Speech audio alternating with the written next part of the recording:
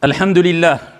Mes honorables frères et sœurs, nous négligeons beaucoup trop ce trésor qu'Allah subhanahu wa ta'ala nous a donné. Un trésor parmi les trésors divins, à portée de main. Tout le monde peut profiter de ce trésor. Et ô combien nous avons besoin de ce trésor. Ce trésor n'est autre que Salatul Istikhara. Ou bien dit, si tu veux, Dua ul Istikhara, la prière de la consultation ou l'invocation de la consultation. Beaucoup trop négligée. Illa ma rahimallah. Sauf celui à qui Allah subhanahu wa ta'ala fait miséricorde, a accordé une compréhension saine et a pris conscience que nous avons besoin grandement de la prière de la consultation. Mais seuls ceux qui ont compris la valeur de cette prière, ce qu'a dit Allah subhanahu wa ta'ala et le prophète alayhi salatu wa salam concernant cette prière, seuls ceux qui ont compris ce que renferme comme sens secret et trésor cette prière ne lâcheront jamais cette prière de l'istikhara ou cette invocation de l'istikhara. On va voir bi'idhnillah azza wa jal qu'est-ce qu'a dit le prophète sallallahu alayhi wa sallam sur salatul istikhara bi'ikhtisaru billahi tawfiq. Qu'est-ce que veut dire l'invocation de l'istikhara? Comment la prononcer? Comment l'accomplir? Et pourquoi nous avons tant besoin de cette prière qui est la prière de l'istikhara ou l'invocation de l'istikhara? Commençons par la fin, ce que je viens de dire.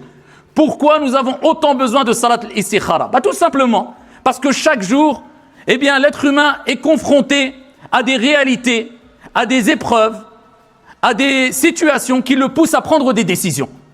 Mais si tu es voué à ta propre merci, sache que tu ne connais pas le ghaib, tu ne connais pas l'invisible, tu ne connais pas le futur. Et l'être humain a tendance à se tromper beaucoup. Quelquefois on manque de clairvoyance, quelquefois on est dans la précipitation, quelquefois on oublie de consulter les bonnes personnes, quelquefois il nous manque des éléments, on n'a pas tous les tenants et les aboutissants, quelquefois on est pris par les émotions, quelquefois, ce qui fait qu'on prend des mauvaises décisions.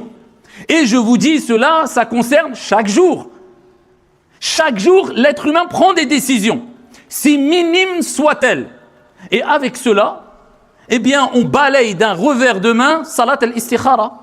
Ça veut dire que, vous vous imaginez, on prend des décisions chaque jour qui ont un impact durable dans notre vie et peut-être même pour notre au-delà, peut-être pour nos familles, nos enfants, et on ne connaît même pas salatul istikhara.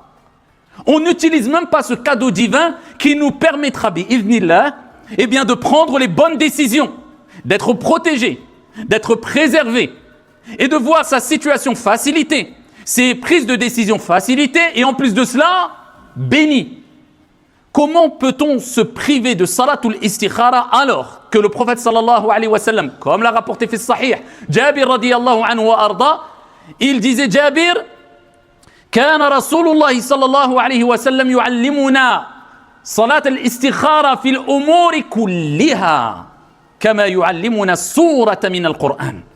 Jabir rapporte que le prophète alayhi salatu wa salam, et là il parle de sahaba, les compagnons, il dit, il nous enseignait al-istikhara, la dua. C'est pour ça qu'on doit la connaître. Normalement, tout musulman sensé doit connaître par cœur, ou au moins, se doit d'avoir une feuille, un livre, un écrit où il y a l'invocation de l'istikhara pour l'utiliser parce qu'on doit l'utiliser quasiment tous les jours. Le prophète alayhi salatu wa salam, il enseignait salat al-istikhara, dua al-istikhara, comme a dit Jabir radiyallahu anhu wa arda, pour toutes les affaires. Ça ne veut pas dire que les grandes affaires, que les grandes décisions, que les grands projets. Non. Pour toutes les situations, toutes les affaires. Comme il nous enseignait une sourate ou les sourates du Coran. Comme il nous enseignait le Coran. Vous savez, le Coran, il est important d'apprendre le Coran. Et pour apprendre le Coran, il faut le lire. Il faut le lire correctement. Il est meilleur de le comprendre. أَفَلَا يَتَدَبَّرُونَ الْقُرْآنَ أَمْ عَلَى قُلُوبٍ أَقْفَالُهَا. Un des buts de la révélation du Coran, c'est at-tadabbur, c'est la méditation. Et tu ne pourras pas méditer le Coran tant que tu ne l'as pas compris. Et donc, il en va de même pour salat al-istikhara. C'est-à-dire que tu dois la lire correctement, la comprendre ce qu'elle renferme pour qu'elle ait un impact positif et ne pas la prononcer ou la réciter mécaniquement sans comprendre ou en faisant des erreurs, encore pire. Ici, le Coran s'apprend en répétant. Avec at-takrar, wa ma takarrara taqarrara. Ce qui est répété, s'installe, prend position, prend place dans ton cœur. Il faut répéter et réviser. Salat al-istikhara, pareil. Dua al-istikhara, pareil. Il leur enseignait dua al-istikhara. Et il dit, si l'un d'entre vous veut entreprendre un projet, entreprendre une affaire, prendre une décision, qu'il accomplit 2 rak'at. Rak'atan min ghayri al-farida. C'est-à-dire 2 unités de prière autres que les prières obligatoires. C'est simple. Tu fais 2 unités de prière avec l'intention que ça soit salat al-istikhara. À partir du moment où ce ne sont pas les 2 unités obligatoires. Ça peut être par exemple quand tu rentres à la mosquée, tu fais tahiyyatul masjid. D'accord? Les 2 rak'at de salutation. Mais toi, tu mets l'intention aussi de faire salat al-istikhara, de faire la dua al-istikhara, par exemple. Ou bien après tawaf, si tu es à la Mecque et tu fais les 2 rak'at derrière Maqam Ibrahim, tu mets l'intention de faire dua al-istikhara. Il n'y a pas de problème, c'est 2 unités de prière surérogatoires. En tout cas, il est préférable de faire 2 unités surérogatoires. En dehors des prières obligatoires, et ensuite qu'ils disent thumma yaqul. Voilà l'invocation de l'istikhara.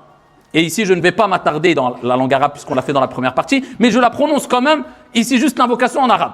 Allahumma inni astakhiruka bi'ilmika wa astaqdiruka biqudratik wa as'aluka min fadlika al-azim fa innaka taqdiru wa la aqdir wa ta'lamu wa la a'lam wa anta 'allamul ghuyub. Allahumma in kunta ta'lamu anna hadha al-amr. Ensuite, tu mentionnes la chose. خير لي في ديني ومعاشي وعاقبة أمري فاقدره لي ويسره لي ثم بارك لي فيه وإن كنت تعلم أن هذا الأمر شر لي في ديني ومعاشي وعاقبة أمري فاصرفه عني واصرفني عنه واقدر لي الخير حيث كان ثم ردني به وفي رواية ثم أرضني به. Ça c'est l'invocation de l'istikhara en arabe. Elle est exceptionnelle. Elle est exceptionnelle cette invocation. On va la décortiquer de manière très brève ensemble. Tu dis, alors à quel moment tu le dis? Certains savants disent, ils sont très larges sur la question. Ils disent, tu peux le dire dans ce sujoud, dans les 2 rak'at que tu fais. Tu peux le dire juste avant le taslim, quand tu as terminé at-tashahhud, avant de dire assalamu alaikum. Lakin la plupart des savants disent, comme le prophète l'a mentionné, thumma, ensuite il dit c'est après le taslim. Assalamu alaikum wa rahmatullah, assalamu alaikum wa rahmatullah, ou bien assalamu alaikum. Toutes ces manières sont autorisées. Et ensuite, bien, tu rejoins tes mains et tu fais l'invocation. Si tu ne sais pas la prononcer correctement et tu la connais pas par cœur, eh bien tu prends un papier, il n'y a pas de mal, et tu lis. Allahumma inni astakhiruka bi'ilmika. Et il est préférable de garder l'invocation en arabe en la comprenant. À défaut, les invocations de manière générale, je ne parle pas du Coran, mais des invocations, on peut les dire en français. Le principal, écoutez-moi bien, sachez que le prophète sallallahu alayhi wa sallam, il dit Allah ne répond pas ou n'accepte pas une invocation venant min qalbin ghafil, venant d'un cœur distrait, inattentif. Si tu récites mécaniquement, je vais te dire, ça sert presque à rien. Il faut réciter avec le qalb, en étant concentré. Et pour être concentré, eh bien, il faut comprendre ce que tu lis. Et c'est pour cela que je dis, surtout aux jeunes, ta'allamul arabiyya. Apprenez la langue arabe, un minimum. Je ne vous dis pas d'atteindre le degré de Sibawayh qu'on doit être dans... Mais un minimum, c'est-à-dire la bonne prononciation, c'est facile. C'est un programme de 14 jours, 2 semaines, juste pour lire. Apprenez al-ahkam at-tilawa, juste les règles de base de la récitation du Coran. Ça va vous permettre de bien prononcer. Mais il est important pour les invocations de prononcer en arabe. C'est pas de la physique nucléaire. Et il y a des invocations qui sont très courtes et qui rapportent gros. À titre d'exemple, je fais une petite bifurcation, mais vous savez que parmi les invocations qui sont les plus complètes et que le prophète répétait le plus, Rabbana atina fid dunya hasana wa fil akhirati hasana wa qina adhaban nar. Tout le monde peut l'apprendre. Et ça réunit tout le bien. Oh Allah, donne-moi le meilleur, le bien ici-bas. Et dans le delà, préserve-moi du feu de l'enfer. Ça a tout réuni. Ou bien, la meilleure des invocations, comme qala alayhi salatu wa salam, Allahumma inni as'aluka al-afwa wal-afiya. C'est tout. Le prophète, il dit, c'est la meilleure des invocations. Oh Allah, je te demande al-afwa wal-afiya. Tu demandes le pardon auprès d'Allah subhanahu wa ta'ala, qu'il te purifie du mal et des péchés. Et al-afiya, c'est quoi le salut, la préservation? C'est-à-dire, il te préserve de tout mal. Pour ta santé, pour ta religion, pour ta vie, pour tout. Le prophète a dit, c'est la meilleure des invocations. Quand tu les prononces en arabe, l'impact n'est pas la même. C'est comme le Coran, tu peux le lire en français, mais quand tu le lis en arabe, c'est 2 mondes complètement différents. Pourquoi tu te prives de cela? La tahrim nafsak. Ne prive pas ton âme de cette nourriture spirituelle. C'est dommage, c'est du gâchis. Encore une fois, je ne dis pas d'apprendre les règles de grammaire et de faire une étude poussée de l'arabe pendant 15 ans en se plongeant dans les livres les plus complexes. Mais un minimum, comprendre un peu le sens, quelques mots de vocabulaire. Et à travers les invocations, tu vas voir que tu vas progresser dans la langue arabe. Mais si tu l'as dit en français, là-bas, il n'y a pas de problème. Le plus important, c'est de la prononcer en comprenant ce que tu dis et en étant concentré. Mets de côté le dhikr mécanique après les prières. Ça sert à rien et c'est du manque de respect. Mets de côté Afkar ou sabah ou al-masa à 200 à l'heure sans comprendre ce que tu dis. Ce n'est pas pour rabaisser les mots, mais parce que c'est une réalité. Ça ne sert à rien. C'est même un manque de respect. Là, tu manges des mots où il y a la parole d'Allah, où il y a des... Donc, prononce tranquillement, calmement. Apprenez à bien prononcer au moins les invocations et le Coran. Ça commence par ça et c'est déjà énorme. Donc, ala kulli hal, tu termines et tu lèves tes mains et tu fais la dua. Allahumma inni astakhiruka bi'ilmika ila akhiri. D'accord? Et une fois que dua al-istikhara elle est terminée, et bien ensuite, et on va revenir sur quelques éléments importants du contenu de l'invocation de l'istikhara, ensuite, eh bien tu fais les causes concernant ton affaire et on reviendra sur ça rapidement. Revenons sur